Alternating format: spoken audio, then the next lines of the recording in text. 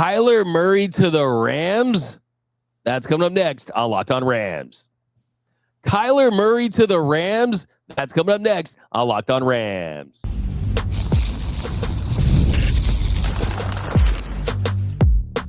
You are Locked On Rams, your daily Los Angeles Rams podcast. Part of the Locked On Podcast Network, your team every day.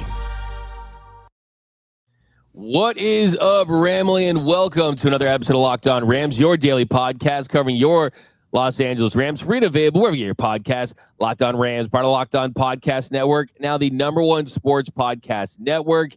If you haven't yet, by the way, hit the subscribe button, hit the notification bell. If you want to support every single episode, hit the like button, drop a comment down below. Podcast listeners, write us a review or read it on the show. My name is Doug McCain. You can follow me on X and Instagram at DMAC_LA. I've covered LA sports for over a decade, 24/7 sports, Bleacher Report, SI, Dodgers Nation, LA Sports Report.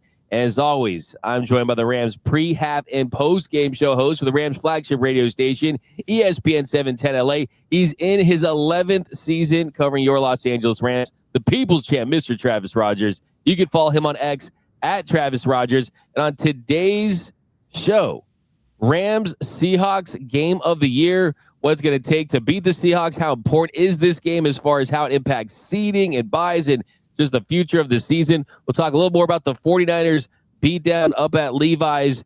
Also, Max Crosby had a take on the Rams and a topic we love to get into here. Uniforms. Finally, we get the Rams' new uniforms this week. We're going to see if Travis has finally came around to them. Has he warmed up to them? Will that change when he sees them on the field? I think they might. I'm calling it now. But first, today's episode of Locked On Rams brought to you by FanDuel. Right now, new customers can bet just $5. And if your bet wins, you'll get $300 in bonus bets to use across the app. All right, Travis. So we've broken down this 49ers win every which way the last 3 episodes. And it still feels great. I mean, the first episode we came on and you hang 42 on them. And yes, you get a late touchdown if you're San Francisco to make it look closer than it was. And they were exchanging punches in that second half. The Rams answer back every single time. Matthew Stafford playing at an MVP level, really the leader in the clubhouse right now as far as the MVP frontrunner. Things are good in Rams land heading into the Seahawks game. Yeah, that Rams-Niner game was the best Rams team that we've seen all season long. And they gave up a few points, but okay, fine. I mean, it wasn't nearly enough to where the game ever felt like it was out of hand. And the thing that I liked the most, there were a couple of things. Number one was the aggressiveness of the offense. I thought there was only one time in the second quarter where, because they got off to that quick lead, because they were ahead 21-0, it felt like they kind of took their foot off the gas a little bit and tried to burn a little clock and do that whole deal. And it didn't work. The Niners got back into the game relatively quickly. And that's when they said, okay, forget this. And they just attacked again, and they went down and they scored and they scored and they scored. It was a really great opportunity there. And I love the fact too, that every time they decided that they were going to try to move the ball, they were successful. They were incredibly successful on first and second down. I went back and looked at it. I think they only had 2 third-down plays on their first 3 touchdown drives, which is extraordinary. They just went in there and were incredibly efficient early. They were in good down and distance the rest of the way. They were able to take shots down the field when they wanted to do it. It was incredibly impressive. The defense, for the first time in a while, it wasn't a lights-out defensive performance, but it was pretty good. And then I might be bearing the lead here a little bit, D-Mac. They made their kicks. They went 6 for 6 in PATs, and I mean, great. That sounds stupid to even highlight, but as anybody that's been following this team knows, it's a necessary highlight. Yeah, no doubt about it. The thicker kicker, Harrison Mevis, he got the job done, and it's been more than just normal kicks that have hurt this team. Extra points have hurt this team. Yeah. So, yeah, I mean, the fact that he's going to give it a go again with him, I think tells you a lot how he's practicing the feeling that he's giving Sean McVay. So I think there is more of that. And you just talk about this 49ers win as a whole and the balance of it in Sean McVay. And it's funny you mentioned the first down thing, because one thing that stood out to me was when Tom Brady was talking about how the 49ers need to play Canadian football, where you don't get to third down, right? It's right. First down, second down, and you don't get a third down, right? Because the field's big. And it felt like the Rams were the team that was doing that, not the 49ers in that one. But I think you look at this offense, is it sustainable, right? And I think it absolutely is. This really is I don't think it's really getting talked about enough around the league, is that Sean McVay has absolutely evolved and he's entered this new chapter. And I think he's completely re-energized because he's looking like this mad genius now, going from 11 personnel to 13 personnel. I think if you're going to list out kind of the top 5 big breakthroughs this season for the Rams and the story of this team, it is 13 personnel. They lined up in 13 personnel 44.8% of the time against the 49ers. That continues a 3-game streak where they've done it more than 38% of their plays. They used 13 personnel, 97 plays in their last 4 games. In the last 137 games before that, they had done it 84 times. So we talked about how McVay has wanted a game-changing tight end, and we thought that, that game-changing tight end was going to replace Tyler Higbee. Little did we know what he truly had up his sleeve is multiple tight ends. And it had 6.7 yards per play on it. It opens things up. It makes it impossible to defend because you got 2 elite receivers too, and you have 2 really good running backs. So not only is this offense really great, led by Matthew Stafford, is extremely dynamic. 8 receivers catching a pass again. Yeah, you said it, Doug. I think the 13 personnel has unlocked a whole nother level of offense for this team. And it's not just that they go big and they put 3 tight ends in there.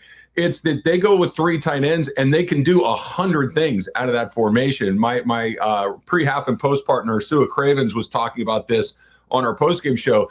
And he was a linebacker in the NFL for a few years.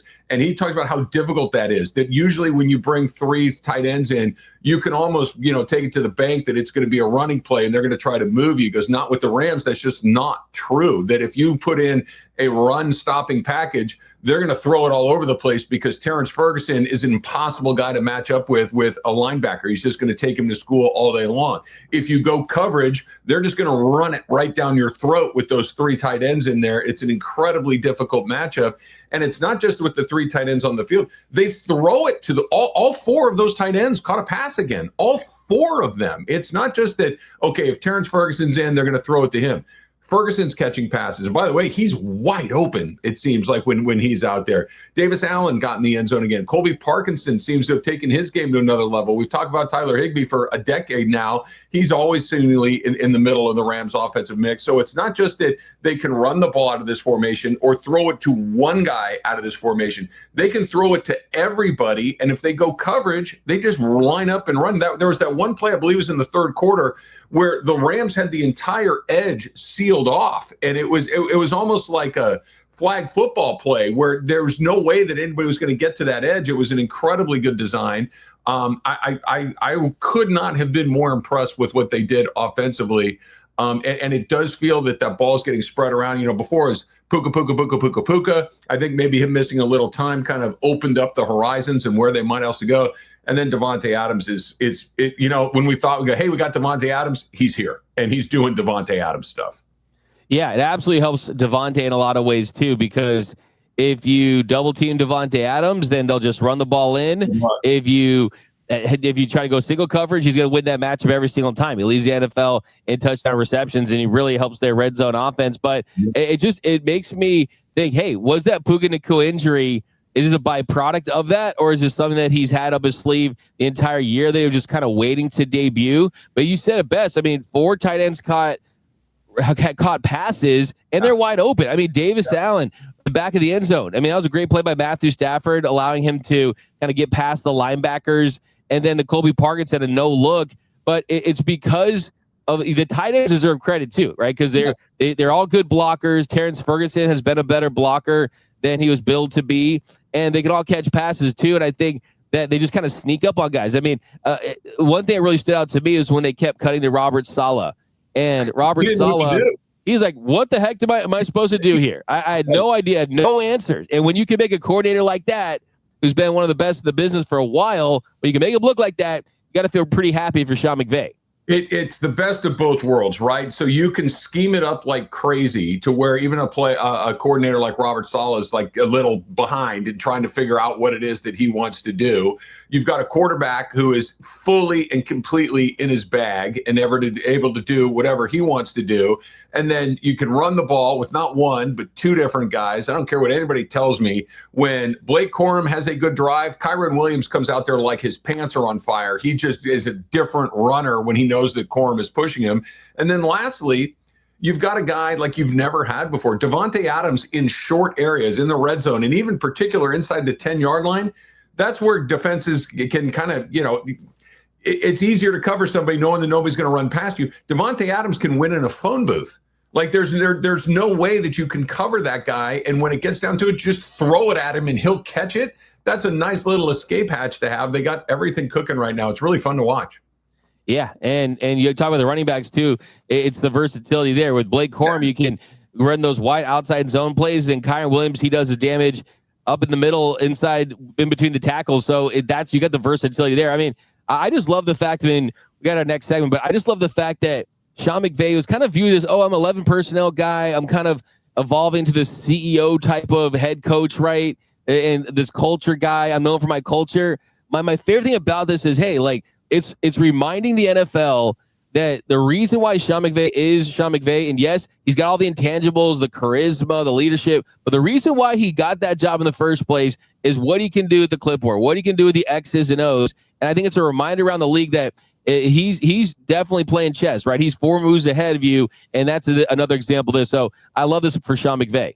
He's continuing to get better. And that's, I don't care what it is that you do, whether you're a player, whether you're a coach, whatever, one of our everydayers out there listening to us right now, whatever we do, if you're a little bit better the next year, the next day, the next month, then you're trending in the right direction. And McVay showed up and was awesome right out of the chute. We all remember what that was like. Holy smoke, he broke the NFL. He's scoring 50 points a game.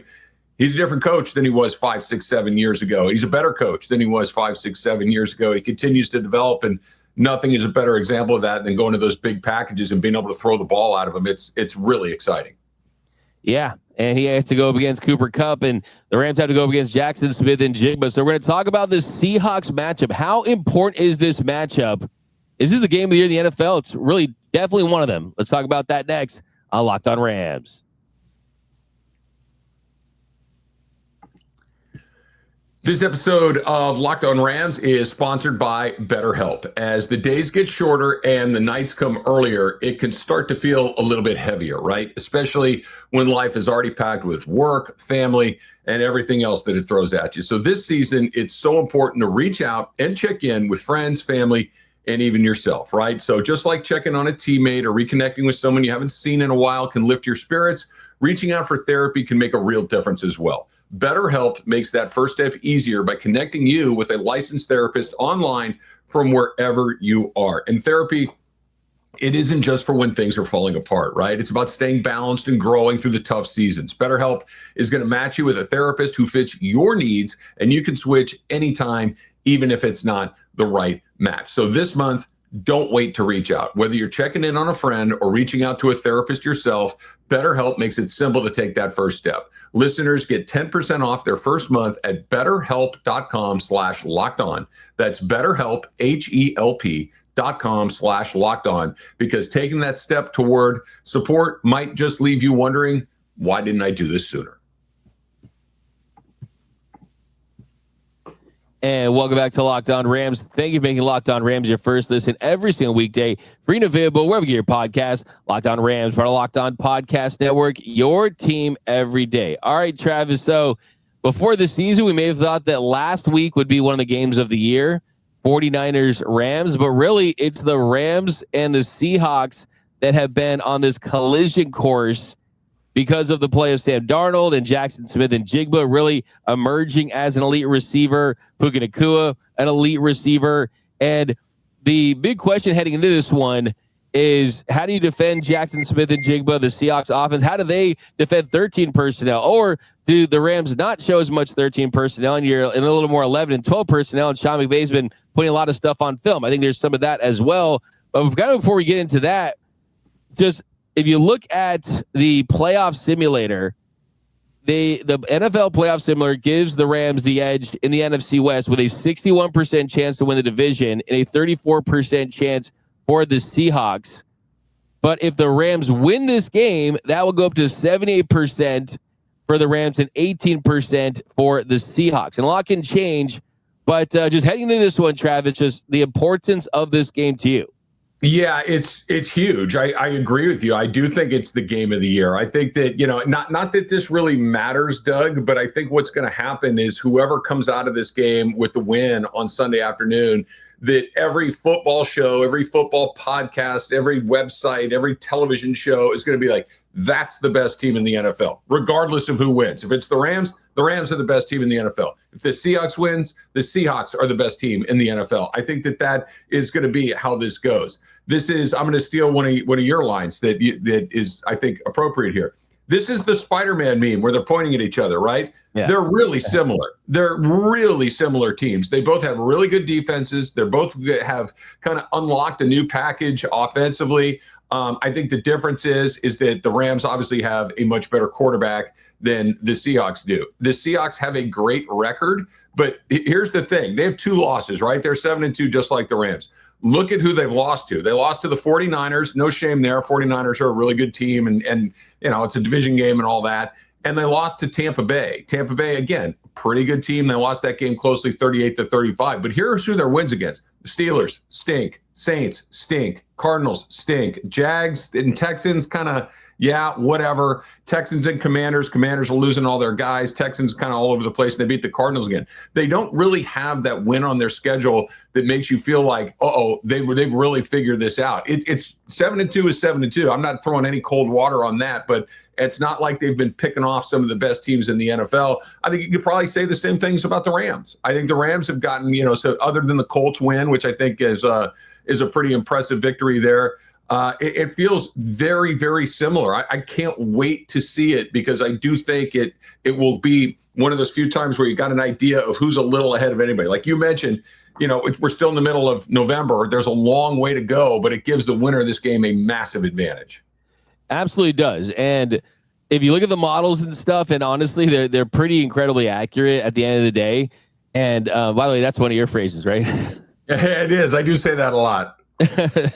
But the truth is, though, a loss for the Seahawks will hurt them more than a loss for the Rams. I mean, we just mentioned the Seahawks lose, their chance to win the division go to 18%. The Rams go to 33%. Obviously, a lot can change based on the other teams you beat. Still a good chunk of season left to go. But the point still remains that this is an incredibly important game on how it determines who wins the NFC West. And for this Rams team, I don't think it's just about winning the NFC West, right? I think this is a Rams team that views Matthew Stafford's play an MVP level season, the health they've had, the emergence of some players on defense, and the offense humming like it is. Devontae Adams still having something left in the tank. Like, they are clearly a team that has a sense of urgency for understanding where they're at in their window. Yeah, for sure. And I think that's why the game earlier this year against Philadelphia was so disappointing, because it does feel like that window is open now. It does feel like that window gets more wide open if you can stay at SoFi Stadium, or more importantly, stay out of the cold. And now all of a sudden you lose a head-to-head with a team that's probably likely going to be at the top of the NFC as well. And you don't want to have winning the division at least get you home for one of these things, but you don't want to go to Green Bay. You don't want to go to Philadelphia. You don't want to go to some of these places where you might all of a sudden, which gets weird, and I don't think they're going to be there at the end. Chicago is in the mix. That's another outdoor, upper Midwest team that could be really cold. You probably don't even want to go to Tampa. You're going to get a chance to play them. You don't want to go to Detroit. You're going to get a chance to play them. So they kind of hold all of these tiebreakers that are in front of them moving forward, because I'm with you. This is a team that is good enough to win their offense is good enough to win the Super Bowl. They have a head coach that is good enough to win the Super Bowl. They have a quarterback that's good enough to win the Super Bowl. I believe their defense, even with the questions in the secondary, is good enough to win the Super Bowl. The kicking thing is a wild card. I guess we'll figure that out as we move forward. But being at home as often as you can, as long as you can, I think could be the difference between them getting there or not. It makes a huge difference, and these games are what determine that stuff. No doubt about it. I mean, we saw that was the formula for this team in 2021. They kind of benefited, right? I mean, some late seeding, but you get those home games. And the Rams, they want to be playing at the home of the UCLA Bruins, SoFi Stadium, to get to the Super Bowl, right? So I'm excited for the Bruins to get to play in front of new empty seats. It's very, very exciting for me that instead of playing in front of empty seats in the 626, they're going to play in front of empty seats in the 323. It's very exciting. See, a lot of people don't realize that those are fans that come painted as seats. It's an illusion. They're painted as seats. So we are going to bring we're going to bring our tarps from the Rose Bowl and take those tarps and put them in SoFi Stadium. So they're just going to be, it's more comfortable for the tarps. The tarps, the big winner here, those nice, comfortable leather SoFi Stadium seats. So that's kind of where that's at right there. Now, Travis, we got to talk some Cooper Kupp. And it's kind of a good segue, to be honest, because we like to kind of get into things like this. But what do you think the Rams, it's kind of a weird game. Like, you would almost hope that like either the Seahawks were a worse team or was earlier in the year,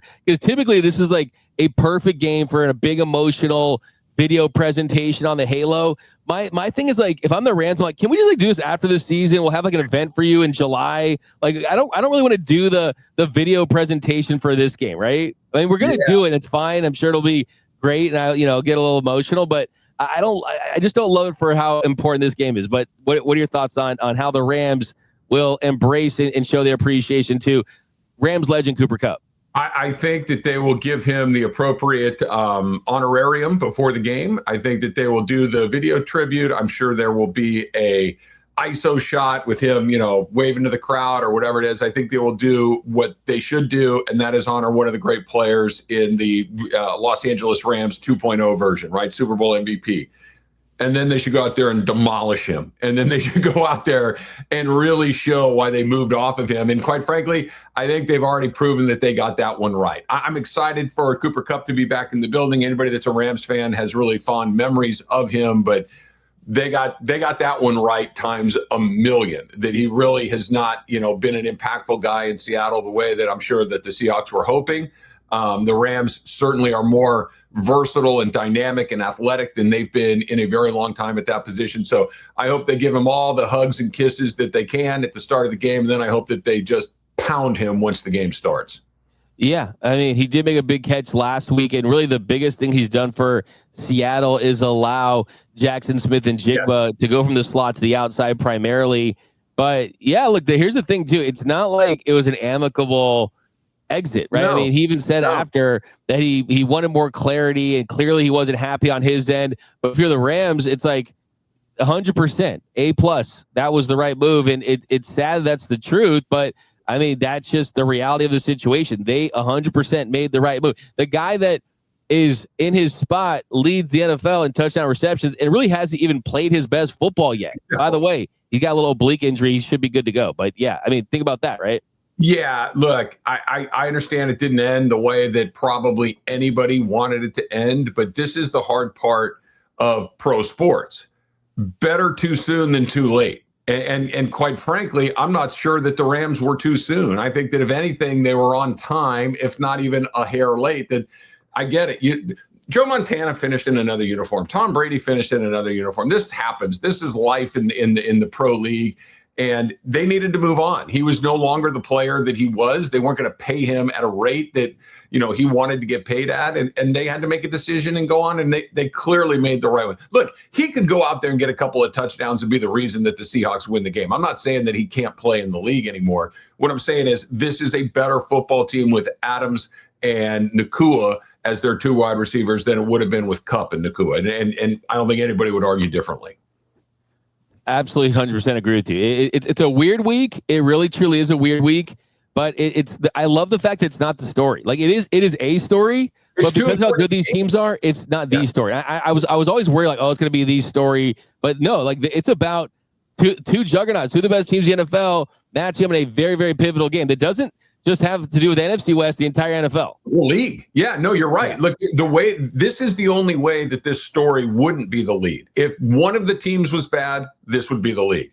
If both of the teams were bad, this would be the league. But that both of the teams are not just good, but very good, It's about the game. It's about seeding. It's about division race. It's about being at home through the playoffs. It's about making a statement to the rest of the league. And the personal stuff that, it's always a part of it, but it gets pushed way down the list because it's just too important of a game. Whoever wins this game is in a great position to not just win the division like you mentioned, Doug, but to stay home for a long period of time through the playoffs, if not be the number one overall seed. The Rams are they're going to get to play Detroit. They're going to get to play Tampa. They're going to get a chance to take care of their business against some of the other teams that are competing for that top seed. And Philadelphia is the one that you need to have them stub their toe a little bit, but it feels like they will. The Eagles don't feel like the juggernaut that they have before. So the Rams, you win this game and everything lines up really, really well. And this probably will be a topic for a different show, but something about this year just feels a little different than even the last couple of years when it's like, oh, cool, I'd love to win the division. I'd love to win a playoff game, right? Even though they didn't make that big, massive trade deadline splash, this year does feel different. It does. And look, we're getting too far down the line, I guess, but if the thicker kicker can make kicks, look out. Again, he doesn't have to make 58-yard bombs at the buzzer. Make your kicks, make your PATs, make everything under 45 yards. Don't get anything blocked. And this stuff will get real interesting real fast. If the kicking's still bad, none of this matters. They're going to kick themselves out of these games. But, one game in, thicker kicker looked like at least he was competent. You know how I feel about that. Thicker kicker's going to save us. I'm telling you right now, there's no turning back. But coming up next, talk to Matthew Stafford. Also, a really interesting headline I saw about a future quarterback for the Rams, and then we'll talk a little about those Rams uniforms, and that's coming up next on Locked On Rams. When the opening whistle blows on a new repair, get your crew moving forward with Supply House. You can order today and see parts on your doorstep tomorrow. Over 280,000 plumbing, HVAC, and electrical items from the most trusted brands in the business. Their real-time inventory and honest lead times, they're going to keep you from punting on projects, while their industry-leading customer service always has your blind side covered. You need parts fast for a project. Supply House has next day delivery. That is an absolute game changer. The part finder tools and 3D schematics can save you hours on job where every detail matters. And their Trademaster perks like priority shipping and dedicated support make the whole process even smoother. So join the free Trademaster program today and score serious perks like priority shipping, lower prices, and dedicated support lines. Visit supplyhouse.com to sign up for free and use the promo code HS. Let me try that again. SHNFL5. SHNFL5 for 5% off your first order. That's supplyhouse.com. Real people, real service. And of course, we talk a lot of NBA on this show, or I should say NFL and a little MLB, but the NBA, it's back too. And there's no better place to get in on all of that NBA action than FanDuel, the official sports betting partner of the NBA. So let's say you like to slow play. Let's say you missed the start of the game, right? And you want to see who's got that hot hand, who all of a sudden just can't miss. FanDuel, they've got live bets on everything from who will score the next bucket to those huge fourth quarter comebacks. Plus, you can even combine your live bets into a same game parlay for a shot at an even bigger payout. And who doesn't like that? It keeps every game more exciting, especially when your team, they're making that late push. So right now, FanDuel, they're giving new customers $300 in bonus bets when your first $5 bet wins. So head on over to FanDuel.com, sign up, and play your game with FanDuel, the official sports betting partner of the NBA. And welcome back to Locked On Rams. Thank you for making Locked On Rams your first listen every single weekday. Free and available wherever you get your podcast. Locked On Rams, part of Locked On Podcast Network. Your team every day. I got carried away on this one, but couple of quick topics I want to get into. We like the fresh topics here, right? Yes. And we know Matthew Stafford. We both think he's the MVP. We both support that. But I saw a headline this morning on ESPN, the great company you work for, and it says the latest NFL Week 11 buzz: could Kyler Murray be on the Rams' radar in 2026? So, quick thoughts on this is going to be a wild offseason again, and if Matthew Stafford played at this level, why would you want Kyler Murray? I'm a little bit of a heightist when it comes to my NFL quarterbacks. I mean, we talked about short kings on this show, and I'm not mad at the short kings, but for my QBs, I like them 6 deuce and up for the most part. You know what I'm saying? And Kyler Murray struggled mightily. This is not a big Kyler Murray household. I don't like this idea at all whatsoever in any way, shape, or form, especially when I think top priority would be, would Stafford right off into the sunset if he wins the Super Bowl? Who knows? It's possible. Go Clayton Kershaw, right? But I'm not so sure. I think that's the dream scenario, right? If you're Matthew Stafford, you win the whole thing. You punch your ticket with an MVP, a second Super Bowl championship. You know you're a deadlock cinch for the Hall of Fame. You say, see you later. I'm done here. And the Rams got to go figure out who their next quarterback is. I'm going to make a case for Kyler Murray really quickly, and then we'll talk about the other side.